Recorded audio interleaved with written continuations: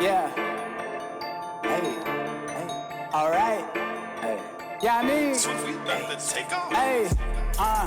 Please do remain calm. About to run against it and with a little bit of Yes, soul, sir. no Welcome time. back. Please remain calm podcast. I'm Ben Gonzalez. And I'm Daniel Gonzalez.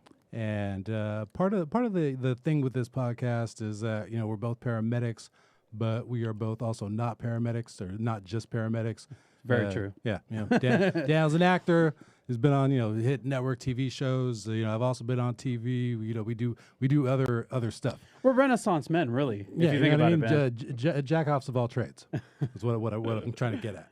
But that's part of one of the little tentacles of the show here is that we'll have guys who are paramedics that went on to do other things or started off doing other things and then became firefighters. Dan knows a couple guys on the job that were, actors before. I know, man. Like, Yeah. well, there's a lot.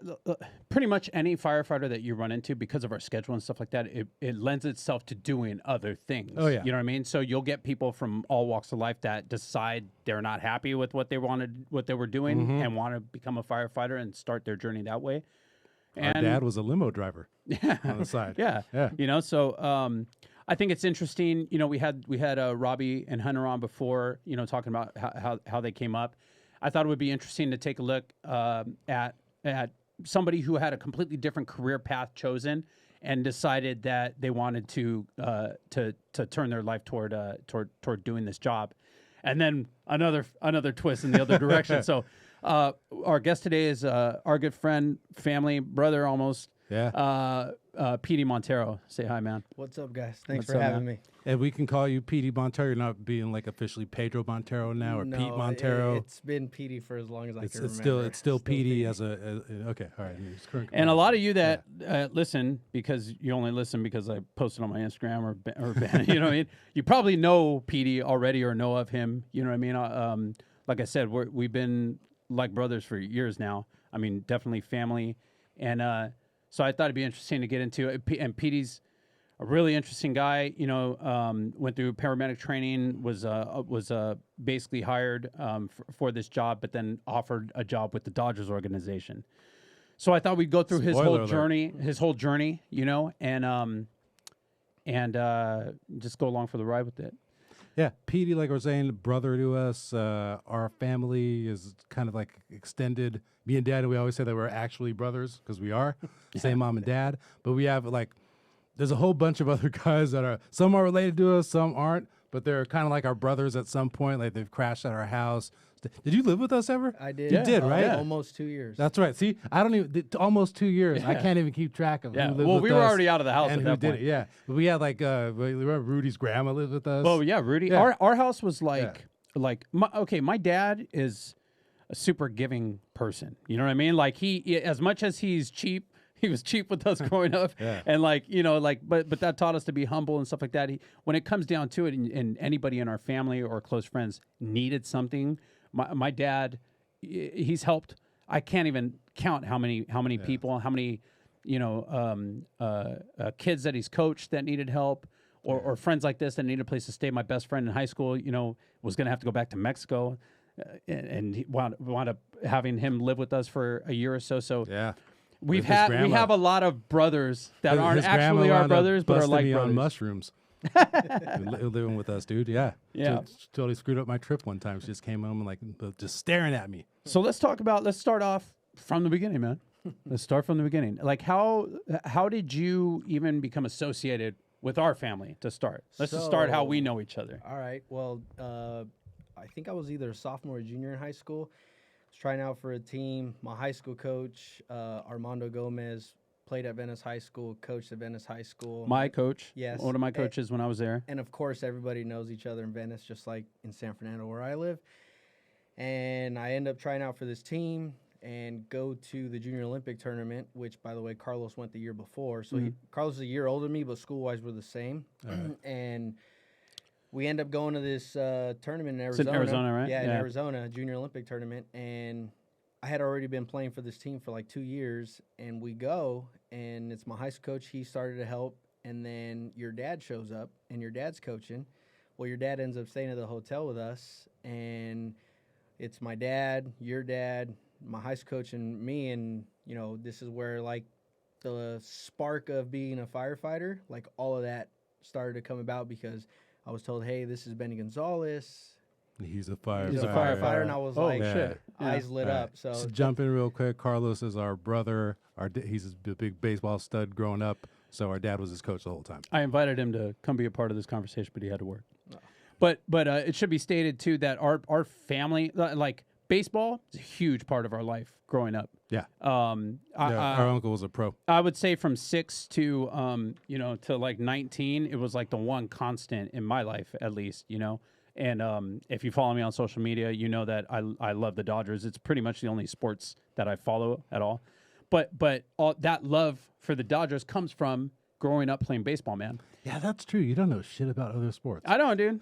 I don't really care. That's funny. Yeah, you can't chop it up a football, basketball. It's like I always say I'm a Raider. I'm a Raider fan when people ask me, but that's just because I'm Mexican and I'm from LA. You know what I'm saying? Like by law, you have to be a Raider fan. But you know, baseball, and we would go and do those sorts of things. And my dad, a lot more with Carlos, was a lot more involved with travel ball. Like when I was coming up, we didn't even know you could play baseball. We didn't know what year-round, AAU dude. was. Yeah. Yeah, we had our season, and we went to All Stars, and we played, and you know, maybe we'd make it to sectionals or division, and then we were out of there, and that was it for the summer. Wait till next year, you know. And so when Carlos was coming around, that year-round baseball, it was like, oh shit, this is real baseball. And then that's when you meet other guys who are that deep into baseball too, and it's its own little world, man. That travel ball world. Then we realized our dad is one of those guys. Yeah. I mean, even that's funny too. Now that I'm thinking about it, so that was like 2001, maybe somewhere in that neighborhood when I first met your dad. And then he had the Venice Diamondbacks team. Yeah, and right. Carlos was on the team, so he invited me, and he goes, "Hey, you got any other players?" So I invited a couple of my buddies to come play, and we were playing for your dad for a while, and that was we were still in high school. And then that's where it kind of led to me going to Cal State Dominguez Hills my freshman year. And then I transferred to Los Angeles Harbor, but I kept in touch with your brother all this time. Right. And somebody told me he was and that's there. when he was playing at yeah, Harbor. And then I right. was like, hey, are you still at Harbor? He goes, yeah. I go, hey, dude, I think I'm going to transfer over there. He goes, oh, sweet. So me living in the San Fernando Valley, I was driving every single day back and forth. God damn. And then Carlos goes, hey, Dad, you remember Petie? Yeah. He's going to Harbor and he's driving from the Valley. Can you stay with us? Sure. And the next thing I know, Just I like moved that. in. Moved in. Yeah. No questions That's asked. like how it goes at my dad's house, dude. That being said, don't start hitting up my dad for shit. Yeah. Random listeners. If know you what I don't mean? know with his your, with your number sob already. stories, he ain't GoFundMe. But it should be said that, you know, because of Carlos's exposure to year-round ball and stuff like that, like his group of buddies, including you, that all played together, that group of guys, man, won a lot of baseball games, won a lot of tournaments. It was a solid group of baseball players. You know, A lot of them Baron played Healy, some pro baseball, like played in the minors. Oh, yeah, dude. What's his face? Who was it? Coop made it like AAA, didn't he? Yeah. Yeah. So that's like the caliber of baseball that we're talking about. You know what I mean? And so Petie winds up transferring into Harbor. You know, he's playing there with Carlos, and living at my parents' house. So all of a sudden I'm like, hey, who's this guy? You know what I mean? Like living in the house. I was Petie, whatever. Right. And I'm like, cool. But basically that's how he became part of the family. So you had success at Harbor, right? I remember Carlos was MVP one year there, right? Yeah. And then where'd you go from there? So Did you graduate from Harbor? So I got my AA at Harbor, Okay. and then I transferred to William Penn University in Iowa, and then Carlos was going to Central Methodist, I think it was. Right? No, Abilene Christian. Abilene Christian. Yeah. Central Methodist was the other school that was calling him. That's what it was. All right. And ended up going there for 2 years. I got my bachelor's. The cool part was I always tried to help your mom cook, so Carlos would be upset, and I would send him pictures of your mom sending me banana bread and chocolate chip cookies. Best banana bread I've ever had, by the way. Yeah, it is good. Yeah, so I ended up going there, finishing my 2 years, and came What'd home. you get your degree in? PE. Oh, okay, Yeah. cool. I mean, I could Like Foursquare and shit? Or Kinesiology. So I could I'm a either kinesiologist. I would have to go get my teaching credential if I wanted to. I Yeah. could be a health teacher, a PE teacher. So, or just get a whistle. bro. but I didn't want to do that because I knew what my plans were after college. Your kids are gonna So get a hair on your junk. At this point, you're still thinking 100%. I'm gonna be a baseball player. This is my life. I love it. I'm in college. I'm playing. I'm gonna be a pro baseball player. Yeah. So William Penn, you get your degree. Mm-hmm. Where do you go from there? So from there, I come home and I go to some of the summer workouts before the draft, and hopefully some scouts take a look. And I ended up not getting drafted, and at that point, it was like 2007, and I just remember your dad being on me about when you go get your EMT school done, and I'm going like, well, he goes, you should probably do it now. So Carlos had just went to CIEMT, and he goes, dude, you just got out of school, like kinesiology's right there. He goes, you could do this. I was like, no way, 3.5 weeks, are you crazy? Went in 3.5 weeks and dominated and finished it, and I couldn't believe it. Smashed it. You sound like Carlos's kid. Well, actually, what's funny is Carlos would tell you that I made him lunch all the time when we were going to school because he was too lazy to wake up at the last minute. That makes sense. Yeah, That does make a lot of sense. That sounds like. Yeah. So how old were you when my dad started getting in your ass about EMT? I was probably, let's see. So when I lived with you guys, I was a sophomore. He started on me like right then and there. Yeah. Okay. And then because I remember going to the fire 19 or station, so. On Thanksgiving to go eat and stuff. And he's like, "Hey, are you gonna get it done?" I'm like, "Yeah, I'll get it done when I'm done with school, man. Get off of me." I still got dreams, Pop.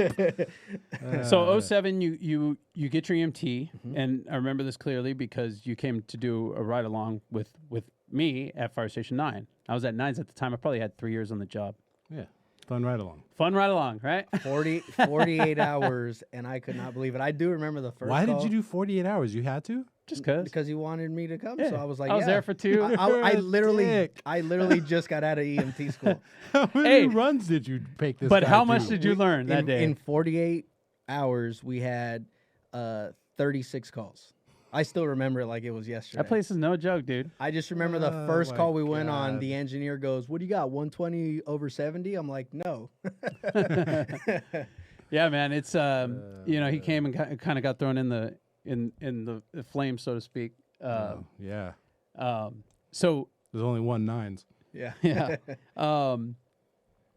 So you got your EMT, and so now are you still thinking baseball, or now is your mind kind of transitioning to fire? My mind was kind of transitioning at this point again.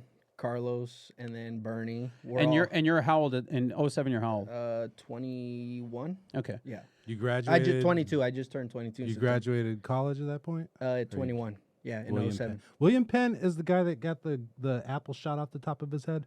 I don't know. William Tell. That's what I'm telling. William Penn? William Tell. I don't know. We're getting off topic here. Yeah. So you decide to look. Where do you start even? Like, what was step one in trying to be a firefighter after you thought that's what I want to do? Because you already got EMT, and there is sort of a networking Right. that happens when you're in an EMT class like that, or you're in a Right. fire science class like that, or something like that. Well, how did you get your first step, or like where did you even start looking? Like, how'd you get to El Camino or anything like that? Right. So the funny thing is, in that year in 2008, I started right before so I went on the ride out with you, and then before I started working at Care Ambulance, where Bernie and Carlos were working at the time. Right. My wife. Yeah. what? Is where I met. At that point, Carlos had just tested with LA City, and he goes, "Dude, you got to go take your test." And I was like, "Oh, all right, Carlos again. All right, I'm gonna go take my test." So I took my test, and I remember actually being at your house the day before my interview, freaking out. Carlos is helping me with my intro. Had no idea what I was doing, and I did okay. I got enough to pass, but it was pretty bad. And First interview ever. first interview ever. So we should talk about that for a second. Going through a selection process with the fire department, right? You take a written exam. The written exam, it at least for LA City is pretty easy. It's pretty basic. Yeah. Basic arithmetic, add, subtract, multiply, divide, whole numbers, fractions, decimals, freaking reading comprehension, some like mechanical aptitude, and that's it. Integers. It's basically like to weed out like the total, people that just can't put it together right now. And then you have an interview. So when I was going through, the interview was 100% of where you were going to wind up on the list. I mean, it mattered 100%. So if you didn't get 100 on your interview, on your oral interview, you're toast. that was it. You're toast until the next.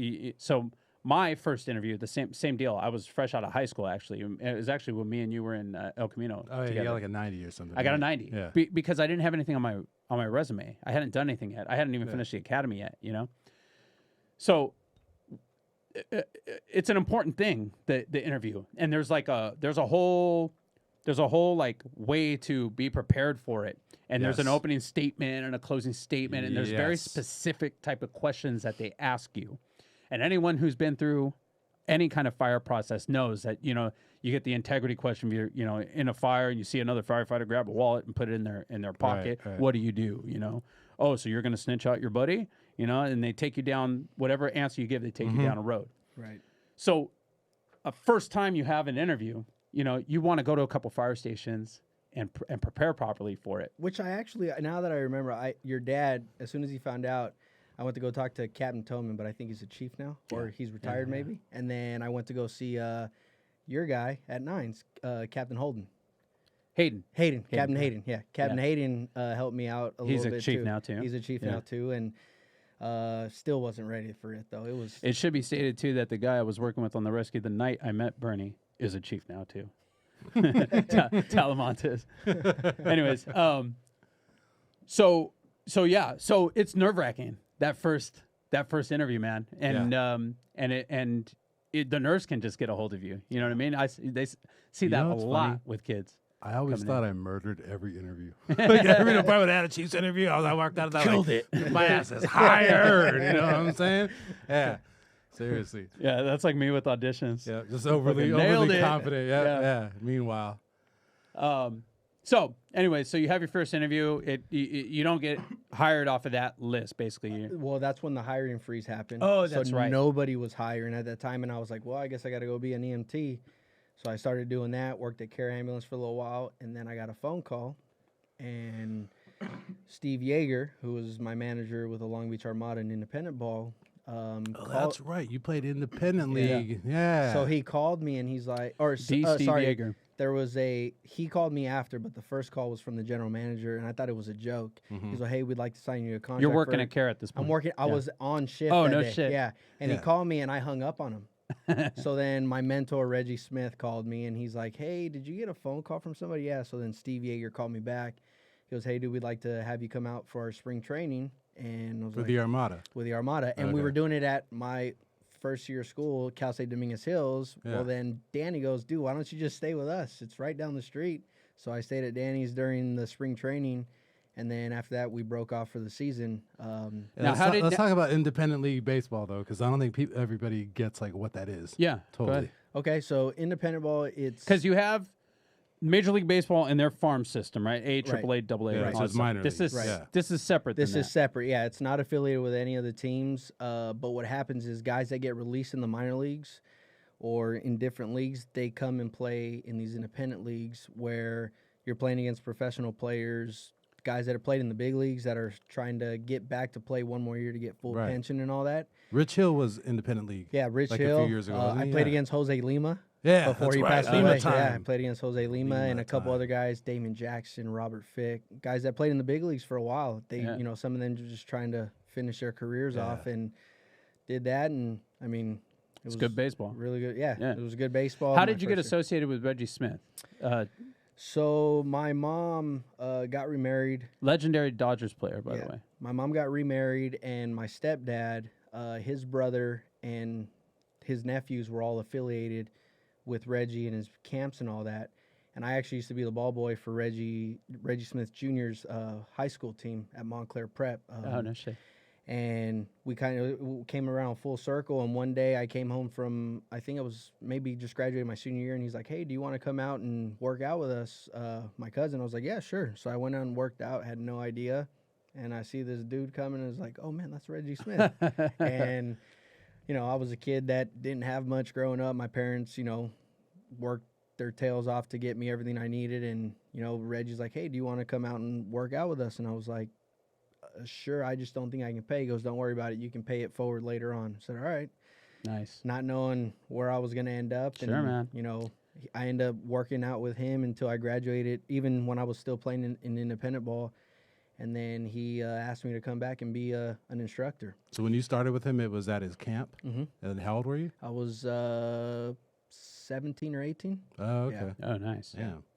So remember he baseball he camp has as a teenager. a baseball academy, Right. and that's teaching youth, Youth, high school, Oh, pro really? guys. I mean, it was everybody. just wiring people in, yeah. and okay, cool, man. And so you were basically an instructor. Yeah, there? it took me about 2 years, like fully to get everything going and learn. I mean, even though I was a student of his, I knew what he was teaching, but I had to sit there and like, he showed me how to find things and all the little details. And again, going back to the fire service, like your attention to detail and all those little things come in full circle, you know. So you went basically baseball, shit, fire department, EMT, oh shit, baseball again. Yeah. Okay. But you're playing for the Armada while working at CARE. While working as an so this is a EMT. cool story. Yeah. Care ambulance, I literally worked for like 2.5 months, and then I got that call. So I went and talked to one of the managers who I just visited this last off season, and I told him my situation. He goes, "Yeah, go ahead and do it," because I couldn't take a leave of absence because I wasn't there long enough. Right. But he Yeah. goes, "Don't worry about it. When you're done with your season, call me." All right. So Yeah. I got done with the season, and I called him, and then I went right back to work. As soon as I got back, Oh, I didn't have nice. to go through the rehiring process or interviews or anything like that. He just let me come back. And then that next off season, I went to go play winter ball in this league. And then I came back, and then I played in Canada for a year. So the independent league and like those winter ball leagues, those are paying you enough to where right. you could eat. Yeah. Mhm. Okay. And then what I was doing was when I was working at CARE, I would work out in the mornings, do everything, and then I would get my shifts later on in the evening so that I could, get to work at 3 and work till 11, and then I do it every day.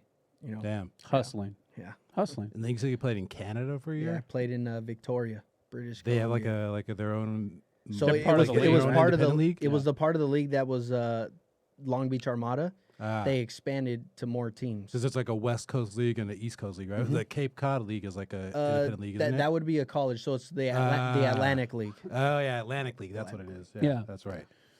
Yeah, I remember going down to watch you play. Yeah. What was that, Fullerton? Yeah, no, at Long Beach State. Yeah. Long Beach State. Yeah, that shit was cool. Wasn't Jose Canseco in Armada? He was there the year before I was there. Yeah. Damn, that'd be wild, dude. Yeah. All right. So That's you're playing. crazy. So you're back playing baseball, man, and you're doing this obviously with hopes of Trying to get a some pro type contract, of yep. pro contract. Mhm. How many years are you playing in that independent league? So that was my last year, and then I was playing in this like industrial league in Mexico in the winters for up until 2010, maybe. Okay. Somewhere in that neighborhood. What do you mean by industrial league? Yeah, You played in there- a warehouse. Yeah, they're not any of like the major league teams in Mexico. Yeah. They have like these towns that they play, but they pay you to play, and Like Barnstormer? yeah, leagues? kind of No like that. shit? Yeah, and they'll Bingo they- Long Traveling All Stars? Uh-huh, That's yeah. Shit. crazy, dude. Yeah, I didn't know that, This dude. was I the didn't know you did Mexican that. Globetrotters Yeah, of that's baseball crazy, down man. there and shit. I played for a team in Ensenada. Like there was like 10 teams or something like that. They in that paid league. you in lobster and No. beans. Oh, So, shit. so how does your life get turned back toward the fire service then at that point? Well, at that point, I ended Did up. you just decide, hey, it's the end of the road here? Or So what? the season was over, and I was hoping I was going to go back, and I think I got a phone call like 2 or 3 months later, and they released me, and I was like, dang. like, Decision time at that point, right? I was like, well, I'm doing lessons. I'm enjoying that, working with kids at the Reggie Smith Baseball Academy, and I was like, you know what? Wait, the Barnstormer League released you? The team in Canada released me. Oh, Yeah, okay. because All my right. contract was up, and then they'll call you later on, and then I they'll say tell that's you. a bitch. You get Yeah. cut by Yeah. the Mexican Barnstorming League. Yeah, so I ended up doing that, and then at that point I was like, you know what, I need to start thinking about my career. And then of course your dad was on me, like, what are you Sure. gonna do? And then at that point people were hiring, so Right. I ended up going to apply to El Camino because you guys all went there. Yeah, El Camino's a Carlos. local private fire academy, and so when you're trying to get hired on the fire department, you basically, at least with LA City and a lot of departments across the country, you only need to be 18 and have a high school diploma to apply, right? Right. So, but if you want to be competitive in the process, because it's such a desirable job. There are so many people applying. Can't The be more- any geek off the street. If you know what I mean, you got to earn your keep. You got to have enough on your resume to, beat out the next guy. Right. So going through the private El Camino College is a junior college here in Southern California that has an entire fire program. Right, they got the academy, they got all the fire classes, fire science classes. They have an EMT class. Oh, you can go to PTI now through El Camino they have College, right? seats in the paramedic training for LA County, the class for LA County. So it's kind of like a one-stop shop for getting trained to be a firefighter. Right. And El Camino's Fire Academy is part of that. It's a full-blown academy. I mean, you go in, we all have uniforms. Me and my brother went through it in the same class 79. Legacy of studs. What was that, 99? We've been trying to guess this on multiple episodes. I think it was 99 or 2000. It was 98. 98. It was the Yeah, it fall was of late 98, 98. and we That's right. graduated at the beginning of 99. That's right. But you go through, you learn all the book stuff, all the intro firefighting stuff, fire behavior. There's a burn place there where we actually have live burns and go in and put it out. There's a tower there where we learn how to throw ladders, rappel, all that stuff. It's a full-blown academy. Yep. So it's kind of like it's almost a rite of passage. You either went to one of the 3 or 4 academies in Southern California if you want to be a firefighter down here. Yeah. You meet a lot of good friends in the academy too. I still have guys that I see out in the field that we went through the academy with. How was your experience there at El Camino? It was really good. I mean, just to be able to experience, the life of what becoming a firefighter was. You get to experience it when you go to the fire station, but it's different when you're actually doing it. Sure. Getting on all of your gear in 2 minutes, throwing ladders, picking all that stuff up, and kind of exposing yourself and going like, oh man, this is actually Doable. Yeah, I want to do this. It's funny because It's fun. I think back. Now I got 17 years on, right? I think back to like being young or like before I got hired or even being a kid and going and visiting dad at the station or whatever. And like looking at the firefighters and paramedics and being like, holy shit. Like, dude, that's a fireman. Like, dude, he's a paramedic. He might as well be a doctor. You know what I mean? Like, that's crazy. And then it almost seems unattainable. Yeah. The job or they get a run. Everyone, they get a structural over there at the station. Everyone runs, throws their shit on. I'm just like, holy shit, this is awesome. They're going to go to a fire, dude. And I remember having this, like, putting the job up on this, like, high pedestal. And then you go through training and stuff like that, and you get on the job, and you work for a while, and you realize it's just a bunch of knuckleheads like me. You know what I mean? It's just a bunch of knuckleheads that, like, went through school exactly like me. Like, I still feel like a big kid, Yeah. But going through the academy, at least it brings it a little bit closer to feeling like it's something like, okay, shit, I can do this. I can go up this 7-story tower and not die, Right. because Yeah. I'm so tired. I can throw these ladders. I can do this. And it kind of gives you that confidence. Mm-hmm. So you went through the academy. You're taking fire science class at this point, or not really? You I already had your took a degree? couple of the classes before Yeah. that I needed the prerequisites to be able to go to the academy, and then all that stuff they end up going over in the academy anyway. So Yeah. I didn't Yeah. really have to take those classes. Yeah. They just make you take like the 2 or 3 that you need To get in, yeah. to get in. So I did that and ended up, my thought process and all that. I mean, in everything that I do, Danny knows me well when I do. Like, if I'm going to do something, I'm going to go all out and I'm Yeah. going to make sure I can get everything out of it. And my thing was like, I felt like I was a real firefighter and I was trying to do everything that I could to prepare myself to be ready. And I mean, it ended up paying off. I graduated top of my class for the academy. And What was your Right. class number? 134. 134. Damn. 134. We were 79. Jeez. Yeah. El Camino Fire Academy just had a fire too. Yeah. Did you see Yeah, that? yeah. in Yeah, that day, the class, like with the app floor, basically something happened. There was a short or something like that. And Yeah. electrical panel there and burned up a couple of the rigs. A bunch of the Plaques and every everything. class makes a plaque that's up there. So there's hundreds of plaques up there. Those all got burned, man. Funny story about that. Our we did a banner for our plaque and we hung it at the top of the hat bay, and it's semi-survived. Like, there was a little piece that got kind of burned, but the Yeah. whole thing was Wow. up, and that thing survived. And there's a story behind that of why I think it did, but So let's get into that, man. Yeah. Because I remember getting a phone call from you on that day. So, man, how do we get into this? Yeah, because there's still a lot to cover with him too. There is. Yeah. This job, and we talk about it in glowing terms and stuff like that. It's a great job. It's a great career. It's very satisfying to help people and stuff like that. But it's also dangerous, super dangerous, you know? And so, and as you go through and you go through something like an academy with somebody, there's a bond that forms there with the guys that you go through something like that. I'm sure it's like basic training, you know, in the military and stuff like that. Same kind of thing. There's a bonding that happens there, and it's done by design. But you had a good friend in your class, and why don't you go ahead and talk about him a little bit? Yeah, so Kevin Wojak, he was part of the Granite Mountain Hot Shots group that 19 of them perished in a fire on June 30th, 2013. I just remember graduating, and we went to his house to go, you know, have some drinks and party because we were going down to the Long Beach shore to go, you know, mess around and go to all the local bars. And I remember, you know, talking to him actually like 2 weeks before everything happened, and I just remember hearing about it, and as soon as we got confirmation, like, it was the hardest thing that I could ever go through, knowing that he was a firefighter and knowing that that's what I wanted to do.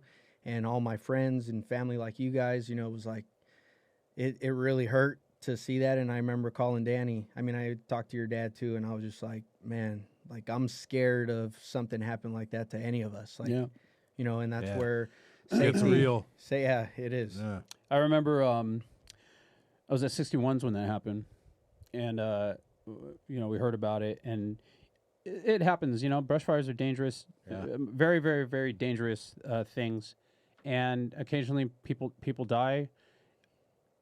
Maybe one or two at a time. You might catch a group of 3 or 4 guys that get burned over, but to have 19 hotshots burn up and die like that, it's a crushing thing in the fire service. I mean, you feel it across the country, and there's outpouring of support from across the country. And when a firefighter, I mean, if you follow me on social media and stuff, you saw I just went to my good friend Hoser's funeral not too long ago. With the COVID and everything is subdued. But typically, firefighter funerals are incredible to watch, man. I mean, you get thousands and thousands of firefighters, engine companies from all across the country that will send an engine just to pay respect to you know, this guy, in this case 19 guys that gave their life fighting fire.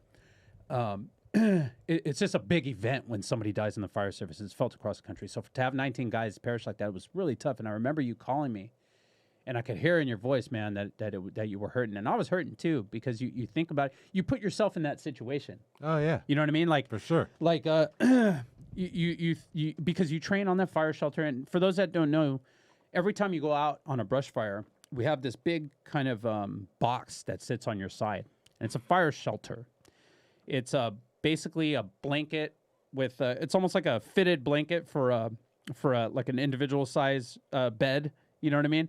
But it's basically a protective. It's supposed to reflect at least 90% of the heat that comes on. But if you have direct flame impingement, it's not going to survive direct flame impingement.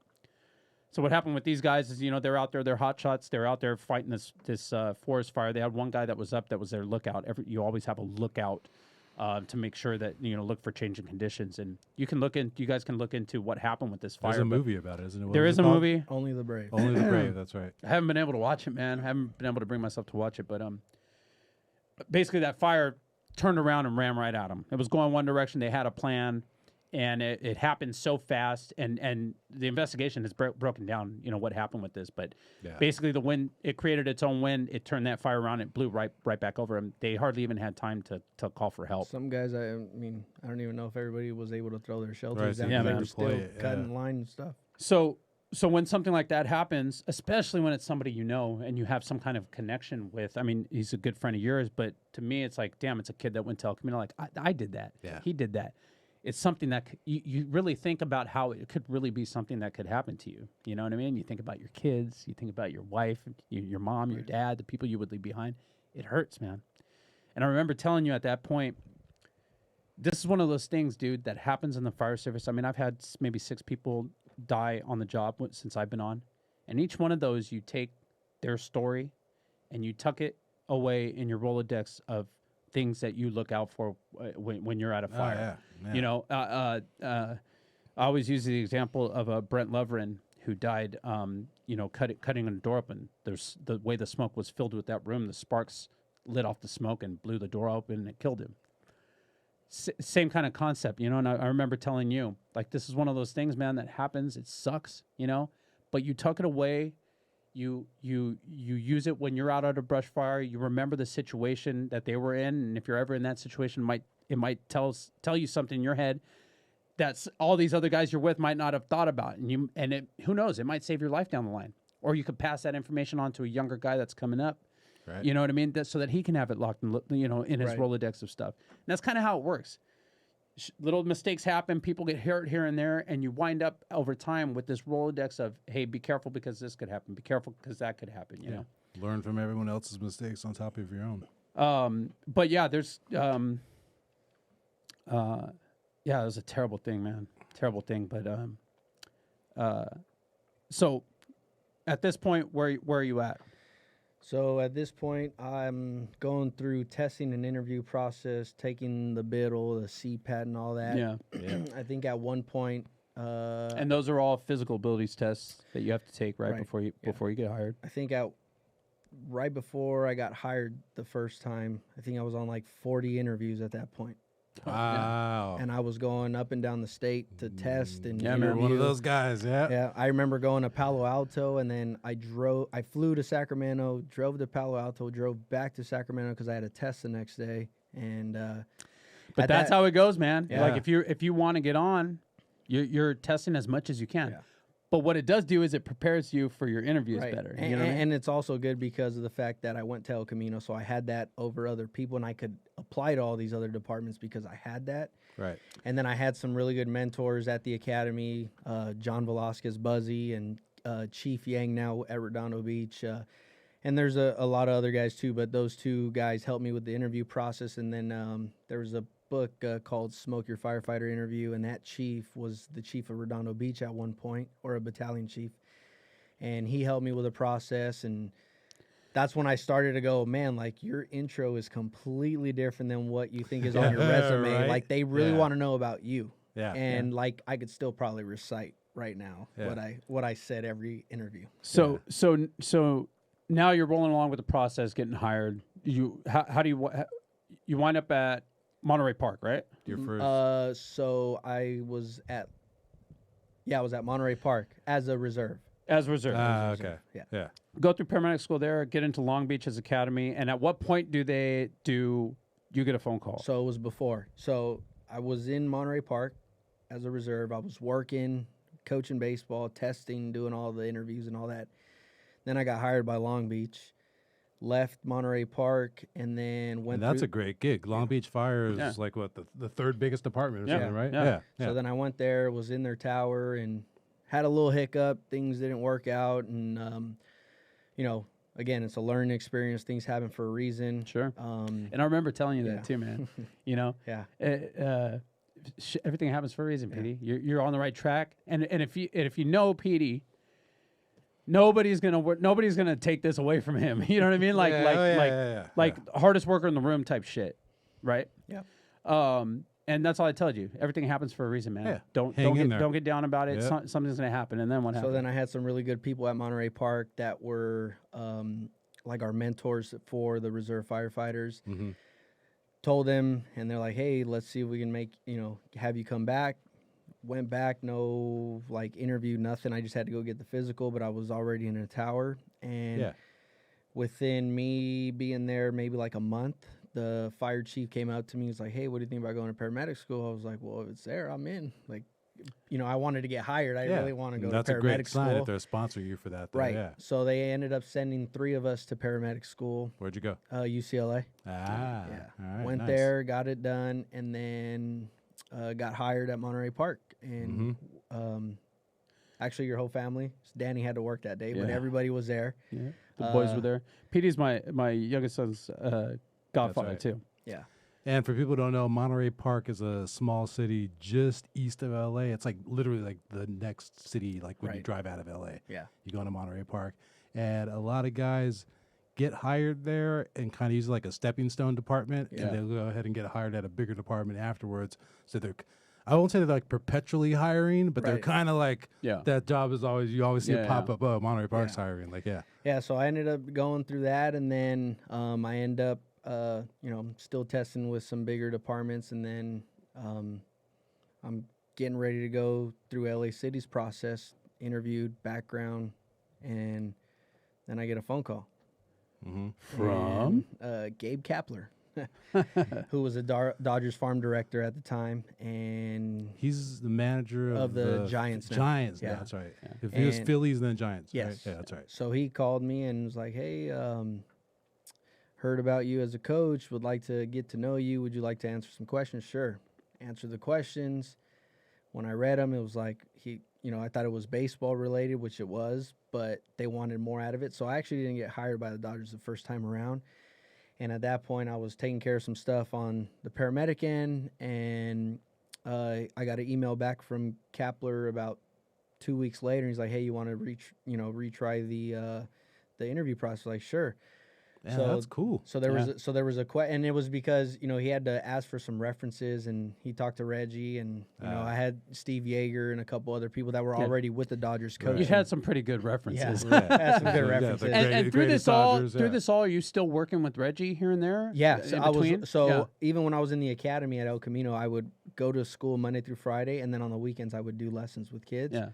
And then study on Sunday night, and then go right back to it. Same thing during paramedic school. Yeah. Because I had to still Hustler. make money. Yeah. So you go through the interview process with them again, And I answered them like in a completely different way. For example, there was a question like, how do you interact with players and how would you help them? And the only example I could give is about this kid, Roberto Ramos, that I was 23 maybe or 25 at the time, and he came to our baseball academy and helped him out and all that. And now he's playing in Korea, balling out, and he lived with me at my house, my day, almost like how you guys took me in. Same thing. And once I answered a question like that, within 5 minutes, he's like, "This is exactly what I was looking for." There was a couple other questions. That's what I was same going to thing. ask you. Like when you're saying they're looking for something else, like, I Yeah. know what you meant. Dude. Yeah. So that was they're it. trying to get to who you are, Right, in your heart, Right, You know? because they're Yeah. all about building strong men first, and then then the baseball players second. Hey, man,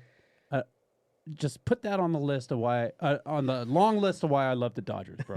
Exactly. You know what I mean? We want good people You know what it's called? with good hearts. It's called the Dodger Way. It is. Isn't there a book about it? is, man. There's a thing Yeah, called the that's what I'm saying, Dodger the Way. we Dodger want way, good dude. people with good hearts, not That's like why the they got Giants. There's actually a picture in our office in the coach's clubhouse that talks about Dodger Way, and it has all these different sayings and stuff. So Hell yeah. something you live by. So Right you on. wind up. So what's your first job with the Dodgers then? So I end up getting hired on a Tuesday. Or sorry, on Thursday. Thursday was it was Valentine's Day, and then he's like, Gabe Kapler called me. He was, "Hey, can you leave this weekend to Camelback?" And I was like, "Yeah, fuck no yeah. questions." Yeah. Packed all my stuff, gone in 2 days after I signed my contract. And he goes, "Hey, we're gonna try something different. You and another guy are gonna rotate back and forth." So I was in the Dominican Republic with our minor league team there, 3 weeks at a time, and then I would come back to Arizona and work there for 3 weeks. So, how does that go then? So there is a separate Dominican team. Yeah, so every team in Major League Baseball has a complex in the Dominican Republic. Every team. Every team, and some of them have The either. Dodgers were Is first, it fuck right? it? Yeah, the Dodgers were the Yeah, first, so yeah. We're they tapping this mine. they all have between 1 and 2 teams. When I was there, we had 2 teams, and then we've had 2 teams since I've been with the Dodgers. And so I was going back and forth every 3 weeks. I was a hitting coach in the Dominican, and then I was an infield base running coach in Arizona. And that was my first year. Got a contract the next year. Ended up going to Ranch Cucamonga, which is a Class A, High A.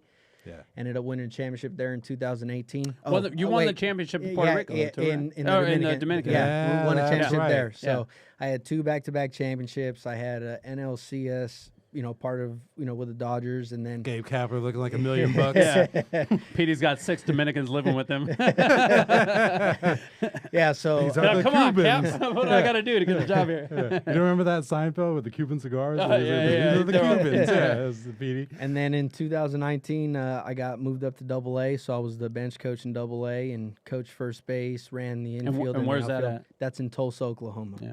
Tulsa Drillers. Hey, and let's break this down for people too. So all the levels of minor league.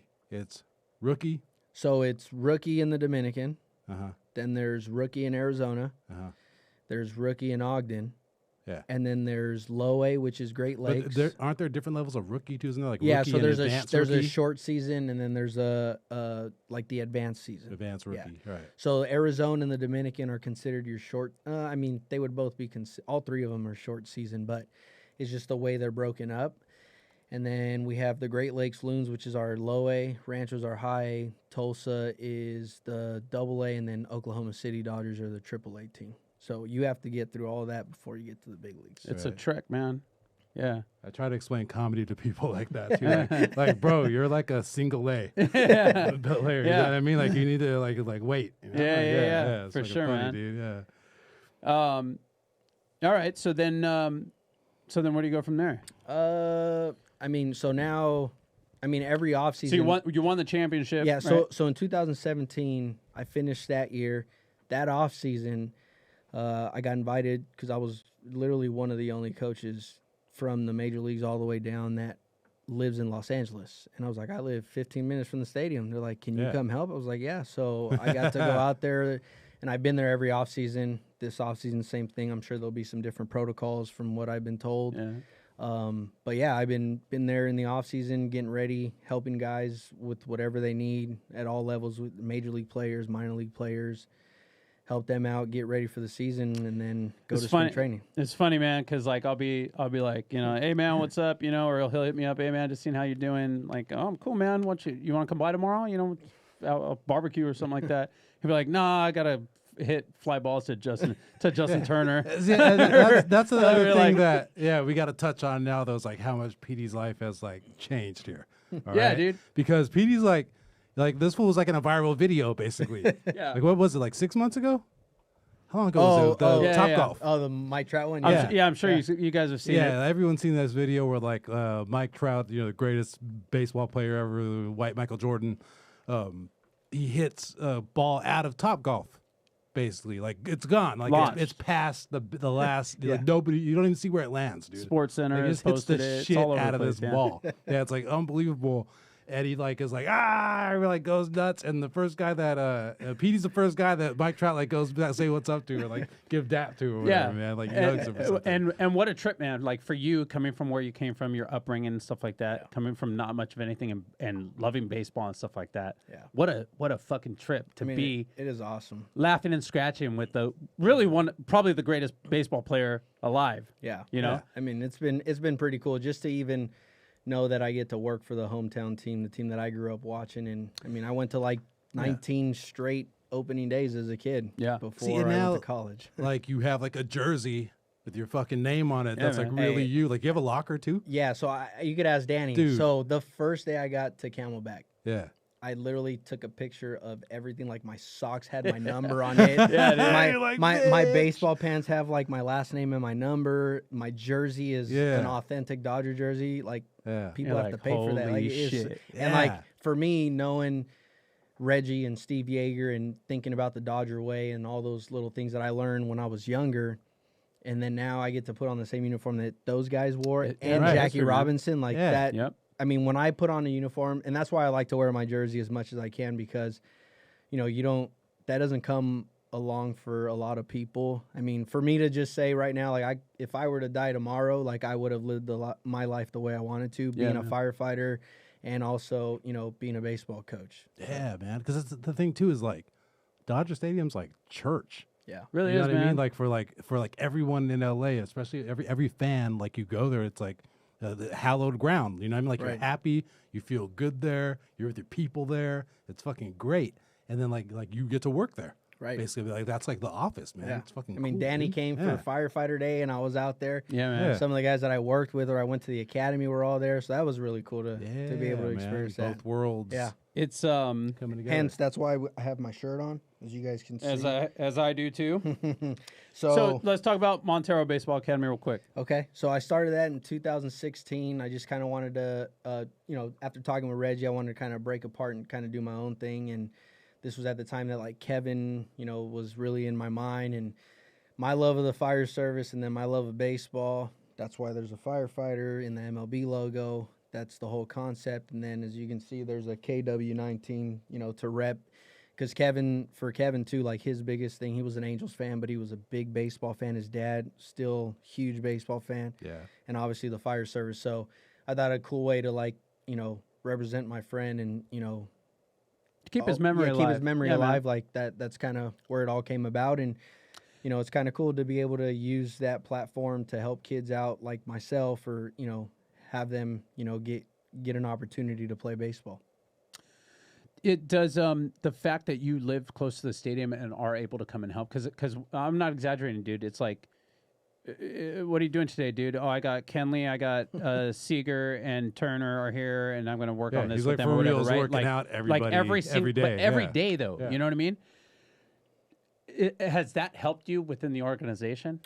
I mean, yeah, I think every experience has helped me, and I've been fortunate enough to go to Major League camp and be a coach during Major League time in spring training, and being around guys like Doc, Bob Guerin. I was gonna say you guys have like coaches Yeah, meetings. and it's really cool. Like one thing about the Dodgers organization, because I've talked to other coaches in other organizations, and like we could literally call our Major League third base coach and ask him a question, and he'll answer. Like I talk to Dino almost every night after the game. Oh no way! He'll call me on his That's way fucking home or cool. something. He's like, "Hey, what did you see there?" Or like, he'll ask me Dino a question. go. If you were the manager, like, what would you do? So he'll like test me, and it's kind of cool to be able to do that. One Just of, mentoring you basically, for the one job. of my supervisors, well, he just left our department. He's a big Angels fan, and he was trying to find this Dino Abell T-shirt. That this is a third base coach. Dude was so popular, he had his own merch, and there used to be Send 'em Dino shirts that had him doing this. Send 'em Dino. And he's like, I've been looking for this shirt on eBay anywhere for like years, and I can't find it, man. I actually did a podcast with somebody else, and I got him because he had a shirt made of Dino. Yeah. So his thought process with Dino was like, see no evil, do no evil, but it was Dino. Yeah, Dino Ebel. And he actually has a picture with Dino's like goatee, so I actually got one for Dino, and then that's how he's got a couple of shirts out there now. That's crazy. That's funny. Is that the goal, to be a third base coach, or just to be a bench coach, or just to be in the major league side I mean, of at things? some point, like honestly, like I would love to be in the big leagues. I don't know when that's going to happen, and all I can do is prepare myself to help players get to the big leagues and have that experience. And for me, it's more of whatever I'm asked to do in the organization. Like I'm all in. It doesn't matter. You can send me wherever you want. Doing this podcast is a big step. Yeah. For you. You You're gonna get so much exposure. Yeah, man, I just can't wait until we can go to Dodger games again, man. No kidding. Because it's really like the only, we said it earlier, it's the only sporting events I ever go to. But just like you went to 19 straight opening days, like the boys, man, we've had those tickets that split with Dad for years now. Right. And so basically since the boys were babies, we've had these, we've gone to at least like 20 games a season. And, the seats have gotten a little better as we go along. Right. And Ezekiel knows everybody's name. We go to spring training every year, and are able to get the kids to autographs and stuff like that. Right. So the Dodgers being ingrained in us, I mean, it's definitely ingrained in my kids also. And so let me tell you, dude, when the day comes, and it will come, when we go to Dodger Stadium and see you down there, dude, hell yeah, on dude. the bench and coaching and stuff like that, I'm gonna be like a little kid, dude. Yeah, like a little schoolgirl. I'm telling you. It's cool, dude. It's is. fucking cool. It fucking is, dude. Yeah. I discovered my Dodger Stadium life hack last season too, and I was ready to just do that all this year, and it didn't happen, man. I didn't tell you this though. The hack to really enjoy Dodger games. I buy tickets in the wheelchair row, in field level, the back row, Yeah. the row W, Yeah. right? I bought them by accident the first time because I just wanted to get field level, and I was like, oh, these field level seats, they're $30. Like, what the hell? Yeah. Like, oh shit, I bought them, right? And I thought when I'm looking, I'm like, the rows end at T. Like, did I get scammed or something? Like, where the fuck is row W? Like, I thought it was like, Right. you know? And I realized, no, it's the handicap section. Dude, you can swivel out of your chairs in there, right? And that's the thing, too, because it's for handicap people. Right. There's no one sitting next to you. Like, it's one seat and another seat next to you, and then you have just all leg room, bro. Stretch out. You know what I'm saying? Except the poor handicap guy at home telling his son, there weren't any tickets left, son. No, I didn't get to the best part. I didn't get the best part, the hack part of this. You could wheel to the concession stand's Dodger right dogs? behind your ass. So you just look back. Oh, there's no line. Be right back. Yeah. Get a burger. That's Come awesome. sit you out. You're not. Be right excuse back. Me, excuse me. Yeah. Excuse me. None of that shit, bro. None of that shit. That's you are awesome. back within a minute with all your shit. You know what I'm saying? man. You're not waiting in lines anymore. It's like the only way to live at Dodger Stadium, man. Yeah, I miss it, dude. I miss it a lot, actually. I'll tell you know? what, though, the coolest experience being with the Dodgers so far is being able to travel and go to every World Series game in the last Yeah, hell yeah. years. Bro. Man, that is like, I mean, to try to do that on your own, it's Yep. That's hard. Yeah, man. Insanity. And then where are you watching them from? Like the box, or the dugout? So they give us seats up top at Dodger Stadium where I'm behind home plate in the reserve? Okay. Yeah, the reserve. Yeah. But everybody that works for the Dodgers has that whole section. Ah. So like if you're an out-of-state coach, they fly you in and then you go to the Dodger home games. If you live in LA, you get to travel on the road and go to the home games. So I got to go to cool. Houston the first year, and then I got to go to Boston. It was freezing in Boston though, but it was a really cool experience. Still, dude. Yeah. Just a that's bunch of fucking assholes awesome, in dude. Houston? Or what Oh was man, they were pretty brutal. And Boston. You kidding? They were bad. Sorry, Ronnie. Sorry. my buddy Ronnie's an Astros fan. We're always going back and forth. So the current gig, though, you're bench coach for Tulsa, right? So I was supposed to be in Arizona this year, Uh-huh. helping out with the young infielders. So that was your last gig, was Tulsa? Yeah, the last gig, and then Okay. obviously the season got There was canceled. no minor league baseball right, at all this year. Right. Yeah. So we didn't do anything. I was in Arizona working with some players up until last Friday, and then as of right now, I'm not sure where I'm going next year. I am getting my contract renewed, which is awesome. Now I just have to wait and Hell see. yeah. They're making some Congratulations. moves, and now that they're actually cutting 2 minor league teams, they have to figure out where they're going to put people. So I told them wherever you guys want to send me, I don't I'll care. tell you this: since Petie joined the organization, World Series every year except last year. Yep. Last year wasn't Petey's fault. You know what I mean? He's got a good track record. We won't talk about whose fault that was. Yeah. So this life you're living, Top Golf with like Cody man. Bellinger, Mike Trout, having beers, chicks chasing you guys. I don't want to burn you with them, you know, like talking about the locker room. But you know what I mean? Petey's living it up. I just want to say before we go, couldn't happen to a better person, man. Yeah. You know, I think through this interview here, you've heard a little bit about the kind of guy that Petie is, the type of life that he wants to live, which is helping people and stuff like that. I mean, we just talked about what's your goal with the Dodgers shit. It's whatever they want me to do. I mean, you're part of this organization. But as kind of like a big brother that became, you know, a close friend, it's been so cool to watch you go through this thing, man, because life is a series of ups and downs, man. And everybody's story is different. Every decision affects something, you know, down the line. It's that little, you know, ripple effect or butterfly effect, you know, the decisions you make now, who knows what they're going to lead to. And it's just like I told you, you know, back then, it's like, man, everything happens for a reason, dude. You're a good person. You're a smart guy. Something's going to pop up. You know what I mean? And it's funny. It's just, it's been so awesome to watch how good luck has followed around such a good person. And I'm proud of you, Miko. yeah, I really am, dude. I mean, when I say it couldn't happen to a better person, like it couldn't happen to a better person. And so to see you succeeding and doing something that you love to do, and on top of that, it being something that I absolutely love to, you know what I mean? The Dodgers is just like, I don't know, man. I feel like It's a combination of Danny's love. yeah, dude, I really do feel this like awesome fucking like just friendship with you, man. You know what I mean? Like I do with my brothers, dude. Yeah. So shit, man. I think we covered a lot. He does this with every guest, bro. Where can they find you, sir? People want to follow you. So on Instagram, find me under Montero Baseball Academy, and Facebook, I have a Facebook page for Montero Baseball Academy, and that's kind of where I do most of my stuff as far as camps and things like that during the off Learn from season. the best. So Learn from a winner. Yeah, man. Danny. Seek him out. You can find me at Danny Gonzo34 on Instagram and Twitter. You can find me at Ben9Humor, Ben number 9 Humor, like benign tumor. And you can follow the podcast at PRC Pod on Instagram, on YouTube. As always, everything said here, the opinions and all the other stuff are our opinions. They do not reflect the opinions of the Los Angeles City Fire Department, Los Angeles County Department of Health Services, or the Los Angeles Dodgers organization. I also want to give a shout out to my boy Brent Urban, URBN, Brent URBN on Instagram. He does our theme song. His music is really dope. I am not just saying that because he's my neighbor and I've known him a long time and he did our theme song. His music for is real. really Check dope. him out. And shout out to our dad. He got a lot of good pub in this episode. Soon. He will be on soon. One way or another. Yeah. The Gonzalez way. Yeah, right? Petey, man, thanks for coming on, dude. I Thanks for appreciate having it. me, guys. All right, brother. All right, right on. We'll see you. Yeah. Hey. All right. Hey. Yeah, I mean. So we about to take off. Hey.